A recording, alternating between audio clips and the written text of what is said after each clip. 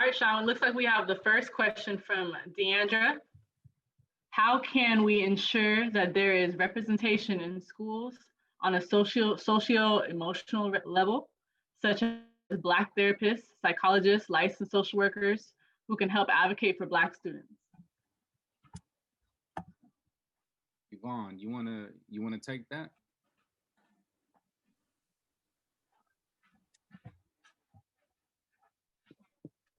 How can we ensure that? Probably the way that I would go about that is that we really need to do the work at the district level and the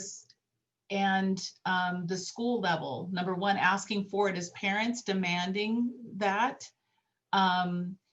We've definitely had a lot of experience of being able to retain as African professionals when you're trying to do this work and you're connecting with the students. We see that with teachers also, and you're making that connection and providing that support to students, that you are often removed, right? Because a white supremacist system where if you see somebody connecting to a child and this child is happy to see you and coming over to the counseling center and is being validated and supported, there's something, my experience is there's something in that system there that says, oh, we've got to get rid of you. And we've had that experience with finding African teachers who are doing that work and connecting with youth and families. They get removed, right? Or everything is made so uncomfortable for them in that school that they leave. As you know, it's already been talked about at a whole system level, that it's not only about bringing those people into and having them available in the space, but having those staff supported, those therapists and counselors supported, and when issues do come up, because our experience in providing those services in school, when we're advocating for our children and families, if there's issues in the classroom, they're often, if we start to say it's not just the child, but there's something here wrong in this classroom, there's something wrong with how this teacher is interacting with this child, there's something wrong in the school system, all of a sudden we become the problem. And then we're not doing, because it was supposed to be focused on punishing and making that child and family feel like they're completely to blame for whatever issues or problems are. So all the way, you know, as Beja's talking about and Latoya's talking about, is from all the way from the top of the system, from the school board to the administrators at the school, to get to know, one, that it's important to have African counselors and therapists in the school and supports, and two, to make sure that they're retained and that what they have to say and what changes they can make in the school are valid. And I'd like to add on to what Sister Yvonne was saying. And if you as a parent or students that are even on here and you can't advocate for yourself, don't be afraid or hesitate to call our agencies, because we can get some advocacy for you to support you. And oftentimes we are in meetings with the people that you are going to be advocating against, so we can band together to speak the message for you. The other thing is, and when you're talking about mental health awareness, one of the things that the agency did was we raised funds to provide mental health therapists in the community. So we started doing Tuesdays was Therapy as a Lifestyle with Dr. Glenna Anderson, who's an alumnus of San Jose State University. So she was doing that for a lot of people. And then we also raised funds to start providing free therapy for families as well as individuals, because currently with COVID-19, I know we're all cooped up in our homes and our houses, but how can you get that done? And so advocacy is one that definitely many on this call can assist with, because we've learned to find our voices to advocate for ourselves, our community, and those of you who cannot identify like which avenue to go. So you can tap into one of the organizations in your neighborhood, or of course, we have our newly elected official here who is at the table and ready to take on anyone for the children. And just really quickly, I'm sorry, I know you guys want to get on to the next question, but how do we get those things in our districts? Now, the same way that Black people have to get anything. Like, you have to fight for it. You have to show up and you have to show out and you have to stand behind these resources, right? Because they are so quick to pull these right out from under us. You know what I'm saying? And so when we are awarded these things, or we're brought in this representation as some kind of peace offering, just understand that right away, like, that is going to be demonized, and they're going to look for every point to be able to pull that out from under you. So just like you mentioned, like, you cannot just ask for it to come into the school. You have to protect it by any means necessary once it is there. You have to show up for these individuals. You have to show up for these resources, because they'll pull it out from under you and you won't even know. They'll cut it in the budget and they won't even, you know what I mean? Like, you won't have any idea. It's so important to preserve what we have once it gets in there. That's the biggest thing, is preservation, because so many times we see these resources and we see these programs get cut. So that's a huge deal. And let me jump in real quick. I think it's a very important thing, and as we start moving more towards the action of what we can be doing with this vehicle of Black Education Bay Area Network, I'm curious, because I know that we have representatives from other organizations already doing very powerful education work. We have representatives from the 100 Black Men. We have representatives from Santa Clara County Alliance of Black Educators. We have representatives from other organizations. Forgive me if I'm not mentioning you right now properly in the shout out, but it would be great for us to have an understanding of what every single district in the South Bay has in terms of therapists on hand who are African-centered, who are Black, and if these districts have those folks. So that's what I'm saying. I don't know if any of these organizations already know of that information. If not, that's something that we need to be aware of. And then, as Beja was saying, the power in the collective that we have, we can organize and we can push on that, especially using AXA as an example, to make sure that these are resources, these people become sustainable resources in these systems where our students are at. So I think that's, if we don't know, that's something that we should become aware of. And then based on that information, we act. You guys have very valuable things to share there. So thank you. I see a question that I've seen before, and I think she reposted it. So this must be an important one. I want to highlight Veronica Ferris.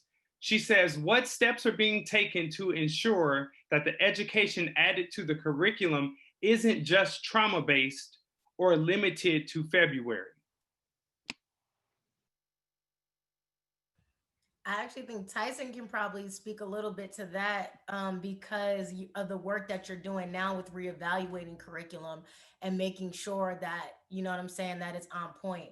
So I think, I mean, is that okay, Tyson? I feel like, because that's probably a huge part of probably what you're doing at that table. No doubt. That's something that I know I can speak to from my own limited personal experience. So as of now, in the South Bay, I've done work mainly with Eastside Union High School District, and to shout the sister out again, that happened because a few years ago when I met Deborah Watkins, she was running a program called Project Word, and Project Word was at Mount Pleasant and at Independence.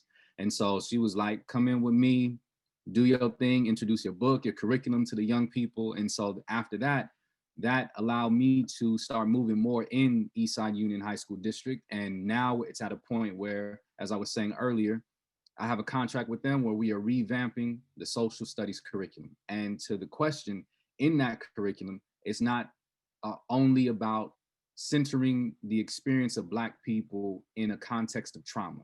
It's not that. So I know that because I'm directly involved in that. But I can't speak for San Jose Unified School District. I know that they're moving in the direction of ethnic studies, but I don't know. I'm not involved in that conversation. There might be some people who are on the call that could speak more to something like that.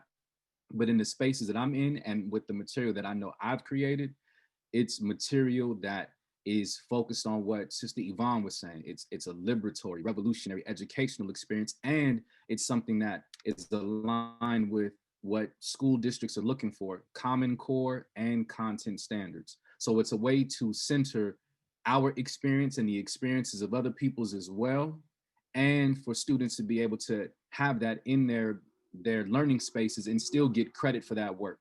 And so the material that I developed, I made it where it can fit in English classes, social studies classes, ethnic studies classes, and arts classes. So multidisciplinary in all the different ways that we can approach it. But then we need stuff like that for math. We need stuff like that for science. And so that's another one of the areas where it's so important for us to be active, or to locate more of the resources that already exist in our community that fit that space, where we have culturally relevant material that centers the experience of our folk and is not doing it in a way that's in response to how the system has thrown or been responsible for traumatizing our people. There are other ways for us to understand our story. That's important as well, but there's more to our story than that. And so I don't know if there's any real oversight over the other curriculum in other spaces. I know what I've been involved in, and being involved in work that counters that narrative, and that's so important. And I know that there are other folks out there who are responsible for programming and curriculum that have curriculum that does not only focus on our experience in relation to the trauma that the system is responsible for. And that's stuff that needs to be in every single class, in every single district throughout the South Bay and beyond, where our students are at. And that's something that we can be a part of as a community, pushing for that. Right, and just to add on to that very briefly, I say this time and time again, when we're pushing for things like ethnic studies, we cannot teach in ethnic studies what should have been taught in American history.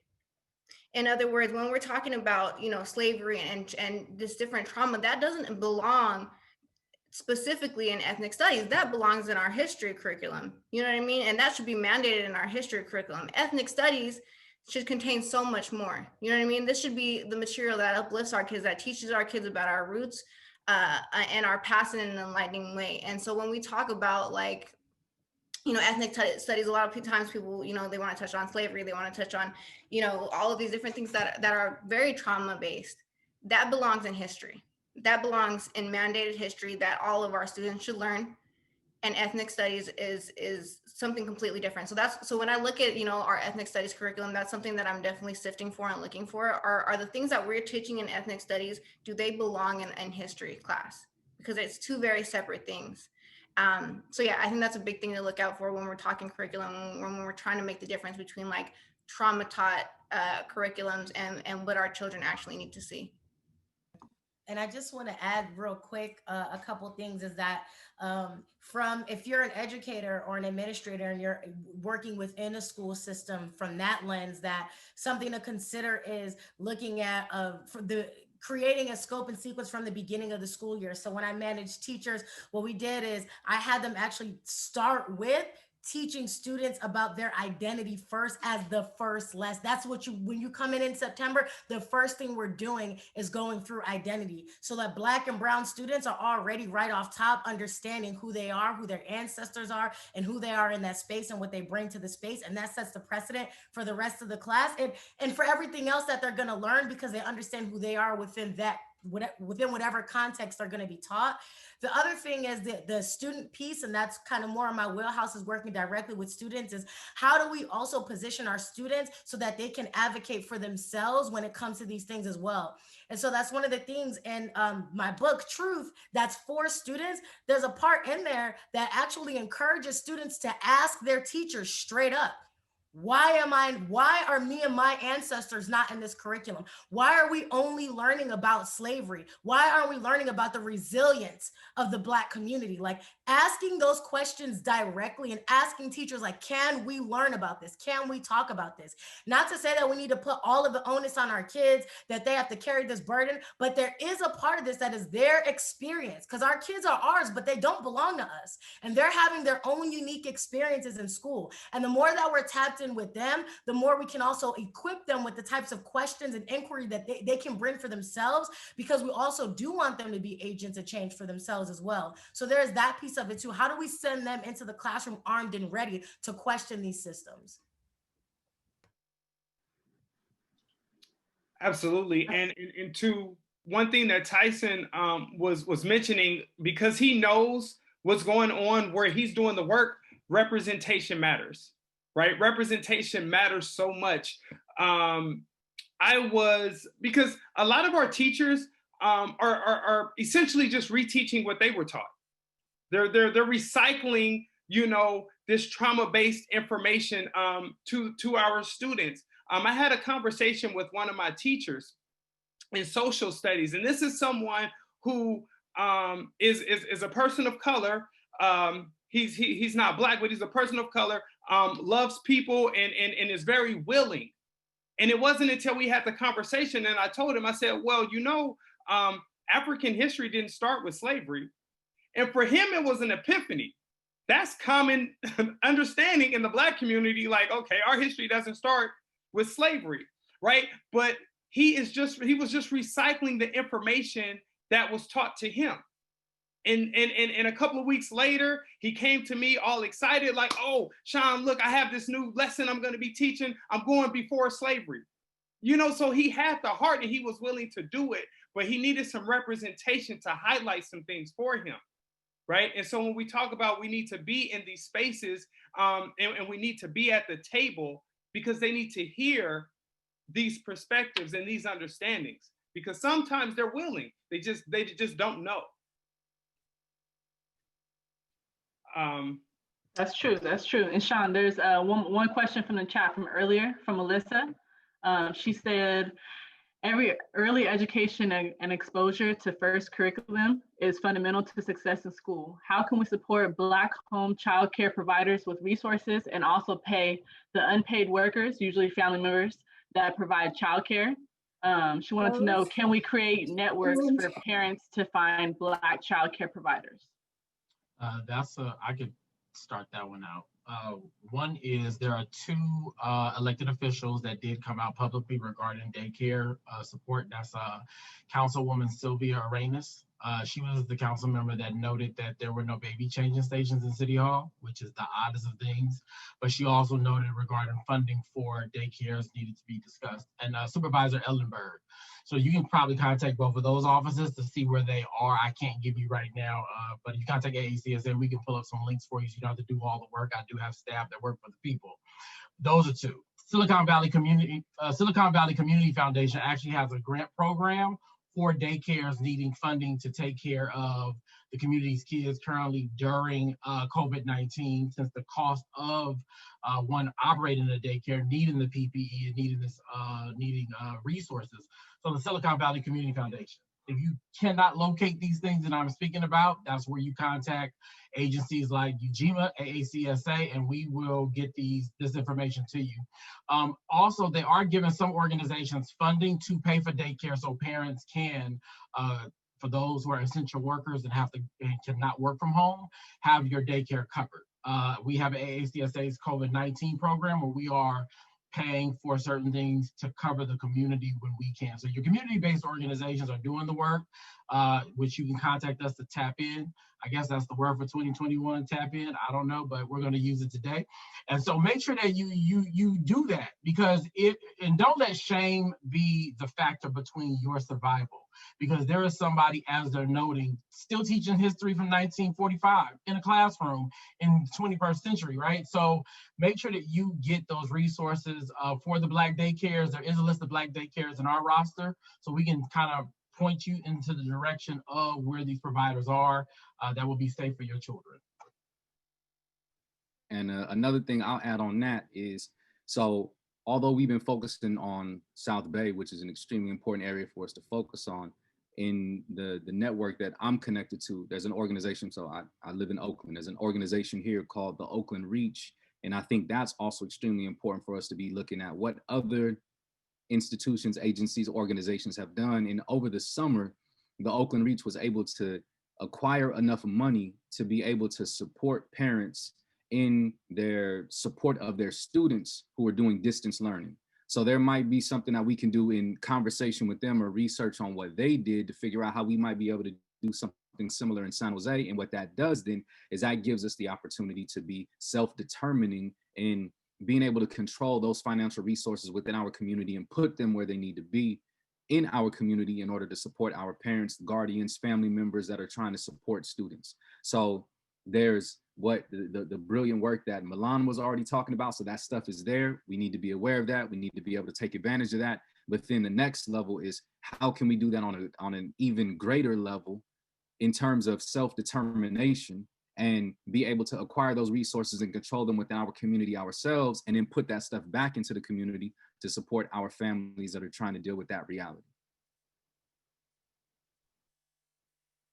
That's powerful. Absolutely. All right, next question, Sean, in the chat earlier was from Allison. Mhm. One of the major gaps in education is the ability to interpret data in real time. Data surrounds students' grades, attendance, age, sex, family size, and income, etc., but not much interpretation is happening. She asked, what tools are available or needed to interpret the data we receive on students, enabling us to adjust to students' needs quickly and appropriately?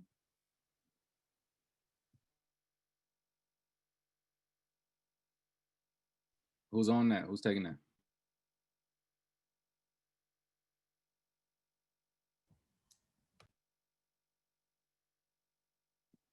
What happened? I can jump in. Yvonne, you were jumping in on that one? Go ahead. Oh, I thought you raised your hand. All right, Sean, you want to take it, or Toya? You mind repeating the question then? Because I had just finished a comment and I got lost. No problem. What tools are available or needed to interpret the data we receive on students, enabling us to adjust to the students' needs quickly and appropriately? That's a great question. Anybody have a response? Wait, what tools are needed? Yeah, what tools are needed to interpret the data that gets gathered? So maybe from like our educational study or something real time. You have something, Aaron? Yeah, we're currently doing that work right now. So if you're not aware, there is a educational study that was done. You probably can't see it because my background is in front of it, but in our educational study, we have a lot of data, and we're still analyzing data, and we're still asking for our community members to be a part of that that development of what comes from that data. So we're definitely going to reach out to you if you are willing and inspired by today. Yeah, if that answers the question. Oh, yeah, okay. I get it now. Sorry, sometimes it takes me a little while to process. I learn in a lot of different ways. I can't just learn by hearing sometimes. I have to see it and process. But so yeah, so one is, yeah, we're definitely collecting data. We have data. We're continuing to gather more data. But I think there are two tools that are needed the most. One, like obviously this setting, and we have a survey we're sending out at the end because we actually want people to get put to sign up to take on some of these responsibilities and join committees so that we can really organize and mobilize as a Black community around this stuff and see what resources do we already have, what tools do we have within our own community first to address some of these needs, because maybe it is like what we were saying earlier, we can create some of these things for ourselves. And then the other thing is money. We need money. Flat out. A lot of this stuff, we know what needs to be done. We know what our kids need. But in order to make these things happen, in order for people to get compensated in a way that's respectful to them and supports the livelihood of them and their family, especially if it's going to be us who's doing the work and who's already systemically oppressed, we need money. So I'm just going to say it like it is. So if anybody knows how we can get that and we can find a way to collectively make that happen, then we'll definitely, you know, be where we need to be. But money is a huge thing. Coming from the administrative side of this question, I can tell you said something really key within that question is, but not much interpretation is happening. It is the responsibility of the school to interpret that data. The data is there. They have all the tools. They have data warehouses that they tap into, electronic data warehouses, that it is their responsibility to look at this data and create systems, programs, and processes around that data that support their kids. Now, if you are coming in with a specific student in mind or group of students in mind, there's data around that. So you can push on your school to interpret the data, which is their duty. That's why the data is there, is so that they can create the best experience for their students based on how the data is informing them, right? Now, again, as you said, it's there and it's just not being interpreted. right? So then you just may have to nudge them a little bit to start to interpret that data and to give you some information around what are your findings based on the questions that I've presented. Yeah, I think a lot of it is people's ability to read and digest that data, right? So I come from a data analytics background. I work in tech, I work in data analytics and engineering. And so when I went into our board meetings and when I look at our data, I see that a lot of it is aggregated, right? And it needs disaggregation and needs a further breakdown and drill down. But the fact of the matter is not everybody on that table comes from a data analytics perspective. That's why we need these data analysts and we need these data-driven mindsets to be able to look at this data. It can't just come from people on the board. It can't just come from parents. Because I can show you some pie charts, but whether or not you understand what that means is different. So we really need to be able to appoint somebody who can really digest this data and look at it and see what the story is, but also what data we need to ingest and what more data needs to come to make a bigger picture. A lot of this data is aggregated. A lot of this data is watered down. A lot of this data doesn't give us the story that we need. And to be honest, like as a parent, if I didn't come from this background, I would look at it and I wouldn't know that. That's why we need the money and we need the resources to be able to present, our districts with these data analysts that can read this data and understand what it actually means and what we actually need. And then another part of that too is, I think all of you spoke to it. If we are relying on the same system, the educational system that, as Sister Yvonne was saying before, it's a white supremacist system. It has a long history of racist practices, and those racist practices influence the way that it will develop instruments that it's going to use to try to collect data and then interpret that same data. Then what we going to do? You know what I'm saying? That data is the same data that will say that Black students aren't capable of learning to read in 3rd and 4th grade. When what the reality is, you've created an educational environment that disenfranchises young people. They have the ability to read, but your curriculum, your teaching practices, the educational culture that you built around them is making it where young people do not want to learn from you because of what you have set up. So there's that aspect to it. And so then one of the responses, we have to be deeply involved in the process of how they capture data, but then we need to be the ones that are creating the instruments and then doing whatever is necessary to capture the data. And then of course, being a part of the interpretation of that data so we can get a better understanding of that. And that's something that was part of the education study that the Black Leadership Kitchen Cabinet has, and information that they're interpreting from that. But we have to be involved in that process. We can't rely on them. So that, I think that's part of that answer. And whatever they're saying, we need to interpret it ourselves. And that's what Beige is saying as well. We need to be a part of developing the instruments. But then the bigger picture is the self-determining thing. And I think that's a theme that's been a part of a lot of my responses. We need to create those instruments for ourselves, for our communities, in order to get proper information that we can rely on to really have a better understanding of what's happening in the educational space regarding our young. That's powerful. Thank you, Brother Tyson. I think we'll answer one more question before Aaron goes on to the next steps. Lakeisha had one question.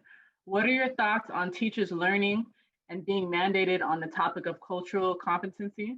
I think if they knew more of our background, they would have a better understanding of our students.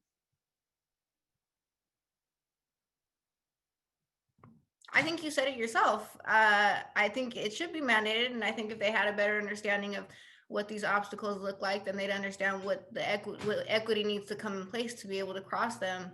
I think, it should have been mandated a long time ago. And the fact of the matter is it shouldn't need to be mandated. If you come in as a teacher and you're looking to help your students and figure out your students, you should be able to start at that ground level and understand where your students are, each of them individually. And that's where equity comes into play. So I definitely like that idea.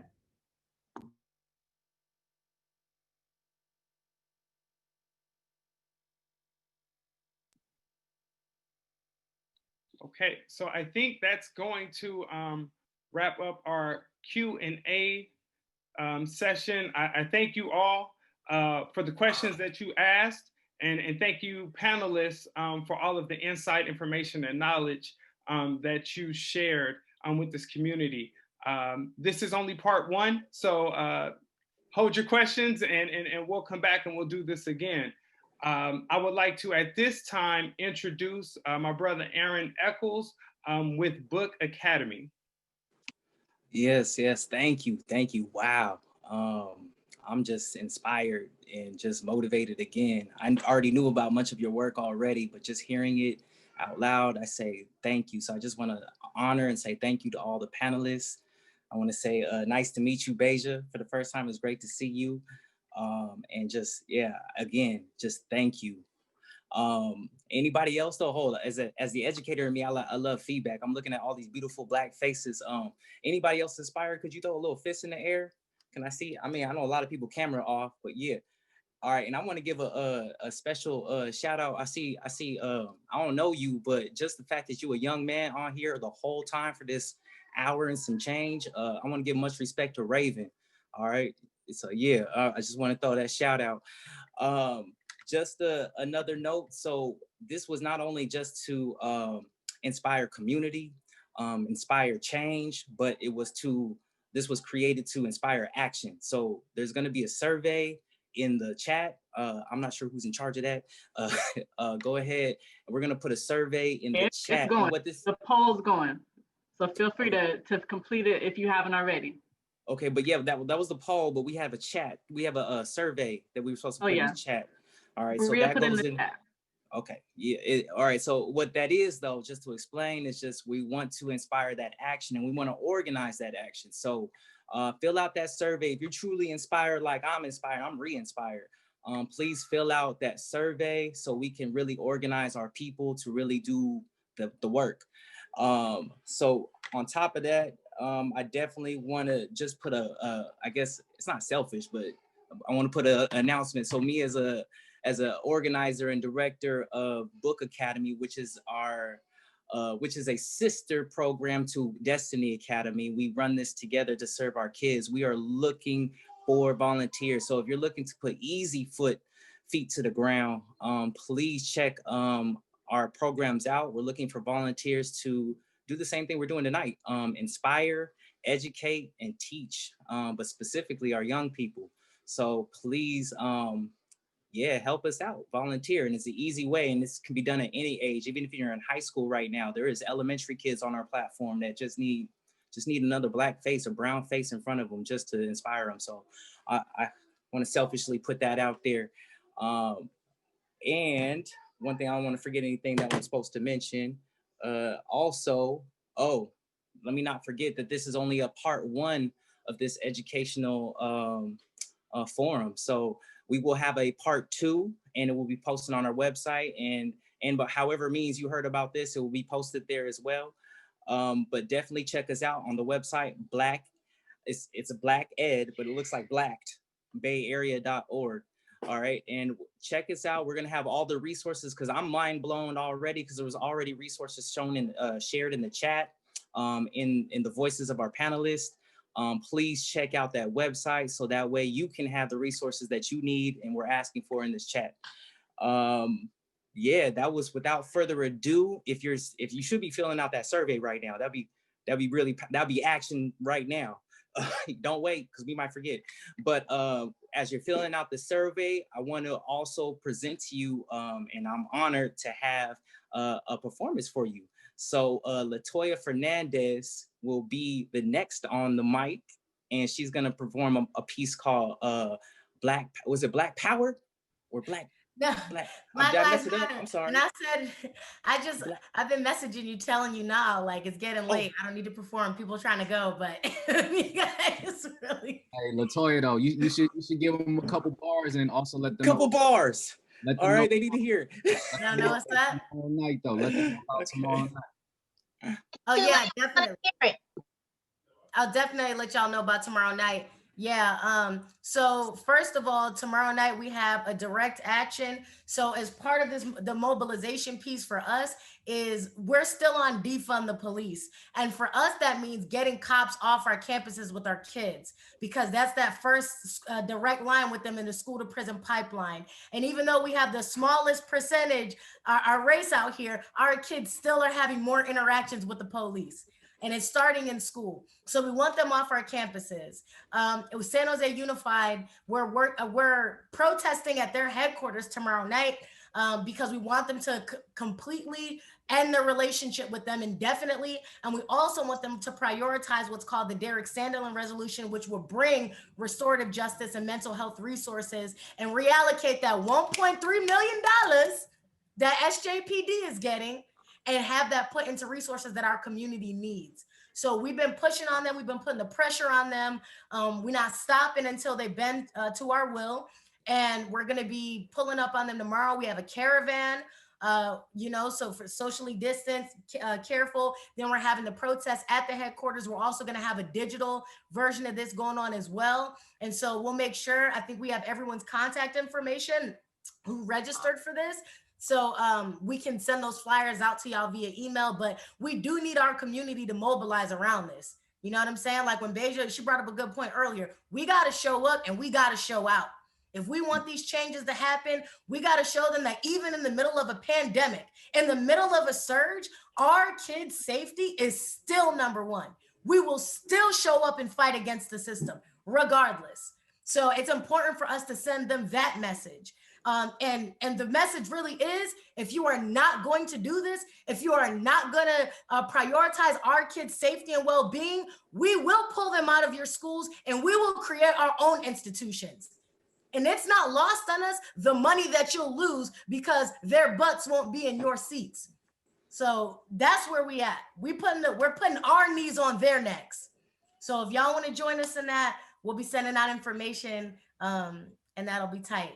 And another thing to add to that too is, even though you might not be connected to San Jose Unified, as a community, it doesn't matter where our young people are at. We got to be standing up for them and supporting them everywhere they are.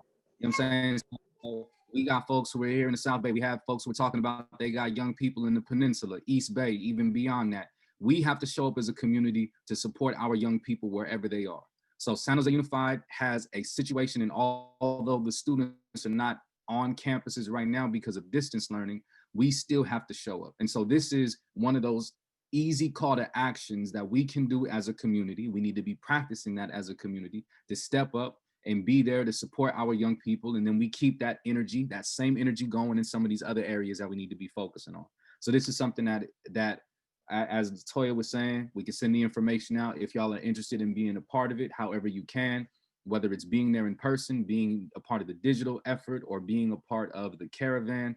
We got to show up for our young people to make sure that they know that they're being supported by the community around them, that they folks got their back.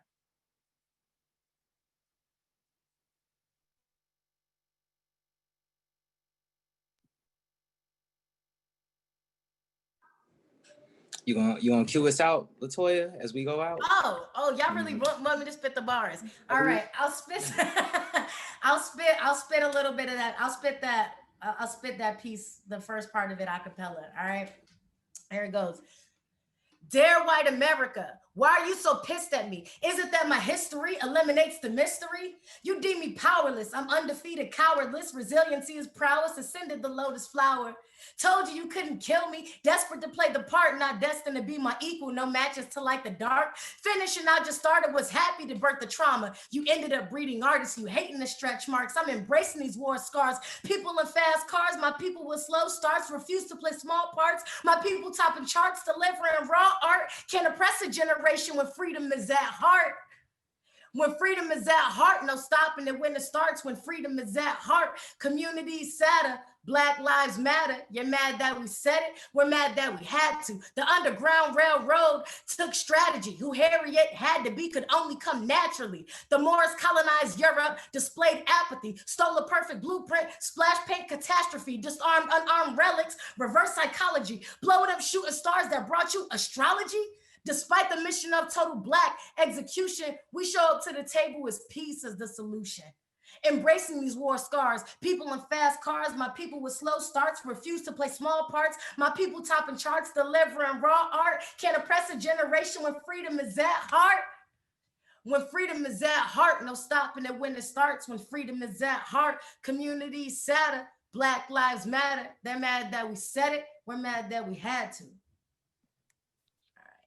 We love y'all, man. Go out, make change, do something powerful in the community, stay connected. We love you. Have a good night.